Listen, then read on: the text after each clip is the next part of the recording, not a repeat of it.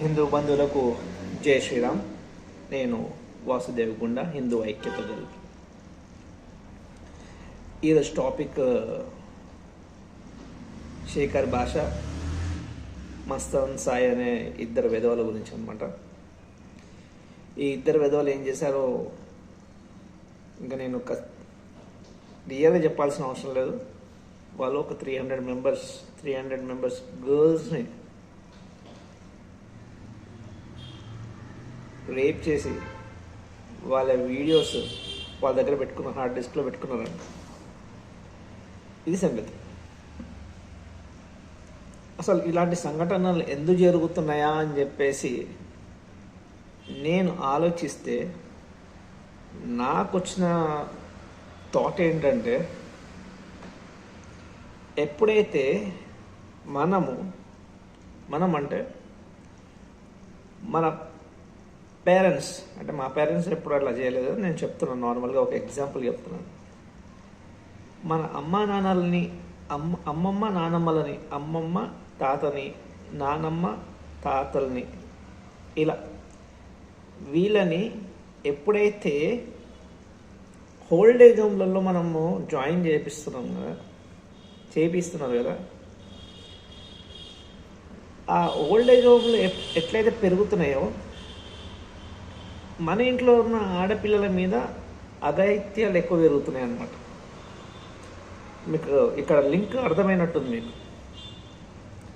ఒకప్పుడు పిల్లలు అమ్మమ్మ తాత, నానమ్మ తాత వీళ్ళ గైడ్లైన్స్లో ఉన్నప్పుడు ఇట్లాంటివి ఎవరైనా ట్రాప్ చేయడానికి అయినా, లేకపోతే ఇట్లాంటి సంఘ విద్రోహ శక్తులు, ఇట్లాంటి కొంతమంది నీచులు ఉంటారు కదా, వాళ్ళ బారిన పడకుండా మన గ్రాండ్ పేరెంట్స్ కాపాడేవాళ్ళు అనమాట. ఎలా కాపాడేవాళ్ళు? ఎథిక్స్ నేర్పించేవాళ్ళు, మోరల్స్ నేర్పించేవాళ్ళు, వాస్తవాలు చెప్పేవాళ్ళు.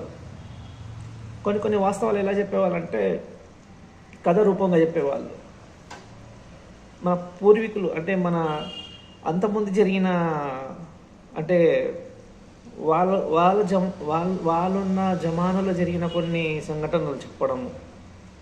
ఒకవేళ బ్రిటిషర్స్ గురించి ఆ టైంలో వాళ్ళు చూసుంటే అవి చెప్పేవాళ్ళు.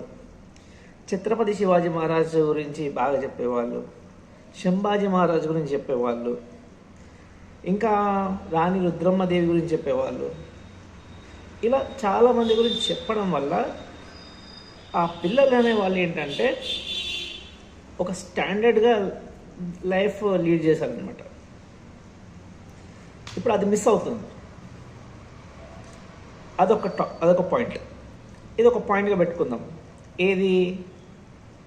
మన అమ్మమ్మ నానమ్మలు తాతలు ఎప్పుడైతే ఓల్డ్ ఏజ్ హోమ్లో జాయిన్ అవుతున్నారో అప్పటి నుంచి ఇలాంటివి ఎక్కువ అవుతున్నాయి అని చెప్పేసి ఇది ఒక పాయింట్ పక్క పెట్టుకుందాం. రెండో పాయింట్, ఎప్పుడైతే ఈ ఫోన్స్ వచ్చినాయో, ఈ ఫోన్స్ వల్ల కూడా అనర్థాలు ఎక్కువైపోతున్నాయి. ఎందుకంటే అందులో వచ్చే కంటెంట్ అడల్టరీ ఎక్కువ ఉంటుంది కాబట్టి బాగా అట్రాక్ట్ అవుతున్నారు. కానీ ఫోన్స్లో వచ్చే కంటెంట్లో అడల్టరీ ఎలా ఉందో మంచిది కూడా ఉంటుంది. మన పిల్లలు ఏదైతే సెలెక్ట్ చేసుకుంటున్నారో అది ముఖ్యం అన్నమాట. ఈ ఫోన్లోనే చండాలమైన పాటలు వస్తున్నాయి, కానీ ఇదే ఫోన్లో మన చాగంటి కోటేశ్వరరావు గారి ప్రవచనాలు వస్తున్నాయి, మన నండూరి శ్రీనివాస్ గారి ప్రవచనాలు వస్తున్నాయి. అలాగే నండూరి శ్రీనివాస్ గారి భార్య గారు చెప్పే కొన్ని అద్భుతమైన వీడియోస్ వస్తున్నాయి అన్నమాట. కానీ మన పిల్లలు ఏం చేస్తున్నారంటే మంచిని గ్రహించట్లేదు, బ్యాడ్ని బాగా అట్రాక్ట్ అవుతున్నారు. మన పిల్లలంటే నేను నార్మల్ చెప్తున్నాను, మన పిల్లలంటే జస్ట్ ఈ పిల్లలు కూడా ఎలా అంటే గుంట నక్క వాళ్ళు ట్రాప్లో పడుతున్నారు తప్ప వాళ్ళు పాపం మంచోళ్ళే. కాకపోతే ఏంటంటే ఎవరిని కూడా మనం తక్కువ అర్థం చేసుకోవద్దు. ఆ 300 మందిలో అందరు ట్రాఫిక్ గురైన వాళ్ళే, అంటే వాళ్ళ బాధితులే. అదనమాట. వాళ్ళని అవసరమైతే అసలు వాళ్ళు ఎవరో తెలుసుంటే కనుక వాళ్ళని ఇంకా సపోర్ట్ చేసి ఇంకా మోటివేట్ చేయాలి. ఎట్లా మోటివేట్ అంటే, సరే నువ్వు ఆ కేసు కొట్లాడు, మేము మీకు సపోర్ట్ చేస్తామన్నట్టు. ఇలాంటి విధవలని ఊరి కంబానికి ఎక్కించే అంత మీరు కొట్లాడండి, అవసరమైతే మేము అడ్వకేట్స్కి మేము హెల్ప్ చేస్తామన్నట్టు.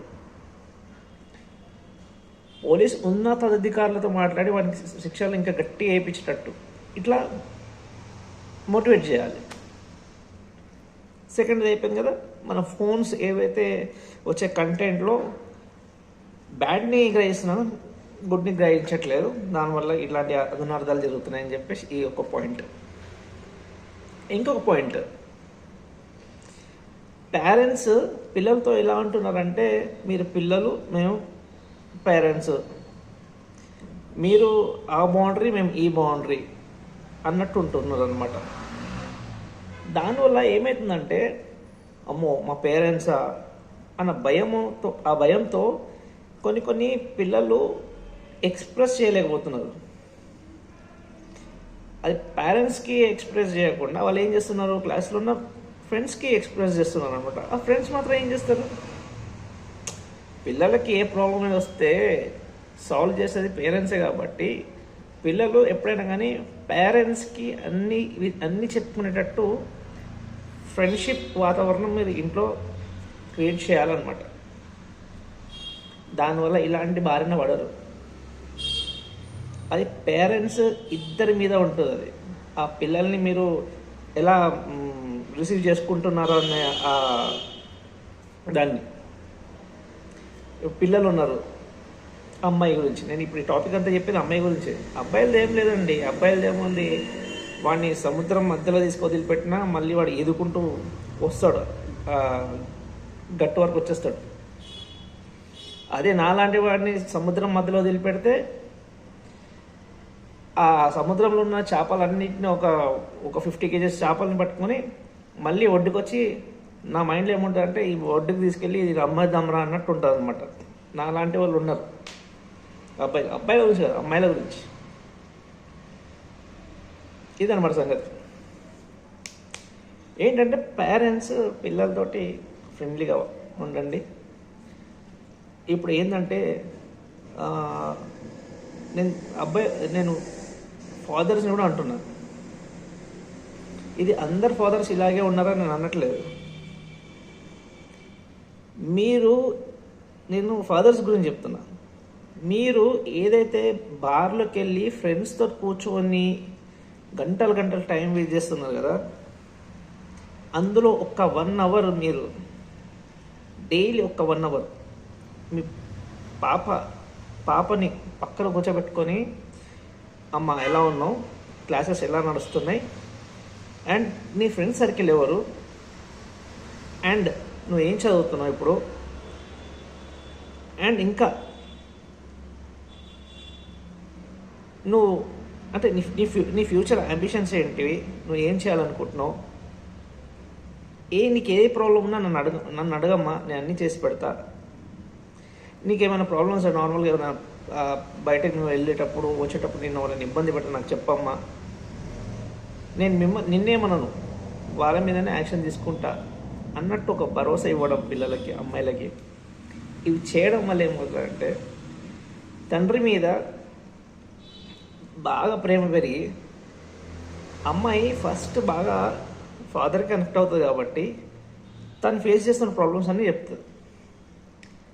ఎలా అయితే ఇప్పుడు ప్రజెంట్ పిల్లలకి, అమ్మాయిలకి బ్యాడ్ టచ్, గుడ్ టచ్ నేర్పిస్తున్నారో, సేమ్ అన్ని సమాజంలో ఏదైతే గుడ్ జరుగుతుందో చెప్పాలి, బ్యాడ్ జరుగుతుందో కూడా చెప్పాలి. ఈ రెండు కూడా చెప్పాలి. ఎక్కువ మాత్రం మదర్ చెప్పాలి. ఫాదర్ని అమ్మాయి కొన్ని ఫాదర్స్ చెప్పని ఉంటాయి, మదర్కి బాగా కనెక్ట్ అవుతారు. అంటే కొన్ని విషయాలు ఏవైతే పర్సనల్ ఉంటాయి కొన్ని, ఇవి ఎప్పుడు ఎదురవుతాయి అంటే అమ్మాయికి టీన్ ఏజ్ నుంచి స్టార్ట్ అవుతుంది అనమాట. ఆ 12 నుంచి అయిపోయిన తర్వాత 13 నుంచి స్టార్ట్ అవుతుంది, 13 నుంచి 19. ఆ ఏజ్లో మన ఆ పాపని మనం కంటికి రెప్పలా కాపాడుకోవాలి. ఫస్ట్ ఏం చెప్పాను నేను, ఎప్పుడైతే మన గ్రాండ్ పేరెంట్స్ ఇలా వాళ్ళు ఓల్డేజ్ హోమ్లోకి వెళ్తున్నారో అప్పుడు ఇవి ఎక్కువ జరుగుతున్నాయని చెప్పాను. సెకండ్, మొబైల్ ఫోన్ కంటెంట్ బట్టి అని చెప్పాను. థర్డ్, పేరెంట్స్ ఫ్రెండ్స్గా ఉండాలి పిల్లలకి, అప్పుడు ఎలాంటి ప్రాబ్లమ్స్ జరగవని చెప్తున్నాను. ఫోర్త్ చాలా ఇంపార్టెంట్, ఇది చాలా అసలు మీరు నోట్ చేసుకోండి. ఇది ఒక అమ్మాయిని పెంచేటప్పుడు నేషనలిస్ట్గా పెంచండి. నేషనలిస్ట్గా అంటే దేశం మీద ఆ పాపకి విపరీతమైన భక్తిని పెంచండి. బ్రిటిషర్స్ కొట్లాడిన మన ఫ్రీడమ్ ఫైటర్స్ ఉంటారు, ఉమెన్ ఫ్రీడమ్ ఫైటర్స్, వాళ్ళ గురించి చెప్పండి, వాళ్ళ కథలు వినిపించండి, వాళ్ళ వీడియోస్ పెట్టండి. ఇలాంటివి నేర్పించడం వల్ల ఏమవుతుందంటే అమ్మాయి స్ట్రాంగ్ ఉంటుంది. ఎవడు ఆమె గెలకడానికి సాహసించడు కూడా. గెలకడం అంటే సారీ ఏమనుకోకండి, ఇది తెలుగులో ఒక గెలకడం అంటే అవతల గుంటనక్క అమ్మాయి జోలికి రాకుండా ఉండడం అనేది అనమాట. సో అది గెలకడం అంటే అదనమాట. అబ్బాయిల గురించి చెప్తున్నాను, అంటే గుంటనక్క గురించి చెప్తున్నాను. అంతేకాదు, అన్నీ మోటివేట్ చేస్తూనే ఉండాలి. మోటివేట్ అంటే డైలీ చేయాల్సిన అవసరం లేదు. పాపలకు, అమ్మాయిలకు వీక్లీ వన్స్ ఎట్లయినా సండే ఉంటుంది. ఆ సండేలో 1-2 అవర్స్ మీరు పాపను కూర్చోబెట్టుకొని అన్నీ క్లియర్గా, అసలు ఎట్లా అంటే మీరు పిల్లలు మేము పేరెంట్స్ అన్న ఆ భేదాలు తీసేసండి. అక్కడ ఫ్రెండ్స్ అన్న ఒక ఎన్విరాన్మెంట్ క్రియేట్ చేయండి, అన్నీ చెప్తారు వాళ్ళు. దానివల్ల ఫ్యూచర్లో ఎలాంటి ప్రాబ్లం కాకుండా ఇప్పుడు మీకు హెల్ప్ అవుతుంది. అమ్మాయిని నేషనలైజ్గా చేయాలి. నేషనలైజ్గా చేస్తే ఎవ్వరు జోలికి రారు, భయపడతారు ఆ అమ్మాయిని చూసి, అమ్మో అమ్మాయి వద్దు. ఇప్పుడు ఇంకో పాయింట్ ఏంటంటే, ఇప్పుడు ఆర్ఎస్ఎస్ లాంటి సంస్థలు ఉన్నాయి, అందులో ఉమెన్కి సంబంధించిన వింగ్ ఉందో లేదో నాకు తెలీదు. కాకపోతే విహెచ్పి, విశ్వ హిందూ పరిషత్ అని చెప్పేసి మన హిందూ సంస్థ ఒకటి ఉంది. ఆ సంస్థనే దుర్గా వాహిని అని చెప్పేసి ఒక సపరేట్ వింగ్ ఉమెన్స్కి, గర్ల్స్కి మంచి ట్రైనింగ్స్ ఇస్తున్నారు అనమాట. ఒక్క సండే ఒక్కసారి అందులో జాయిన్ చేయండి పిల్లల్ని. మీకు వీలుని బట్టి సండే కుదరకపోయినా కానీ మంత్లో ఒక 2 times అలా ఆ పిల్లల్ని దుర్గా వాహినిలో జాయిన్ చేయించేసి మంత్లీ ఒక్కసారి అందులో తీసుకెళ్ళి వదిలిపెట్టేసి వాళ్ళని అక్కడ ఒక 1 day అట్లా ఉంచేసి తీసుకొచ్చేసండి. చూడండి మీ పాప ఎట్లా అవుతుంది, నిజంగా దుర్గమాత తయారవుతుంది, దుర్గమాతలాగా తయారవుతుంది. తయారంటే దుర్గమ్మ మంచికి ప్రశాంతత ఉంటుంది. ఇలాంటి దుర్మార్గులు ఉంటారు కదా, అసురులకు మహాదుర్గ అవుతుంది. త్రిశూలం చేతిలో పట్టుకొని తల నరుకుతుంది అనమాట. అది నేను చెప్పడానికి దుర్గమ్మ అంటే అది ఎగ్జాంపుల్ చెప్తున్నాను అనమాట. ఇదన్నమాట. ఏదేమైనా కానీ పిల్లల్ని, ముఖ్యంగా అమ్మాయిలని కాపాడుకోవడం మన బాధ్యత. వాళ్ళ మీద ఏనా విధవ ఏళ్ళు కానీ టచ్ చేయడానికి కూడా ఒప్పుకోవడం ఈ సమాజం ఒప్పుకోదు. హిందూ సమాజాలు, హిందూ సంస్థలు ఏవి కూడా అట్లాంటివి ఒప్పుకోవు. మేము దాన్ని ఖండిస్తాం. మేము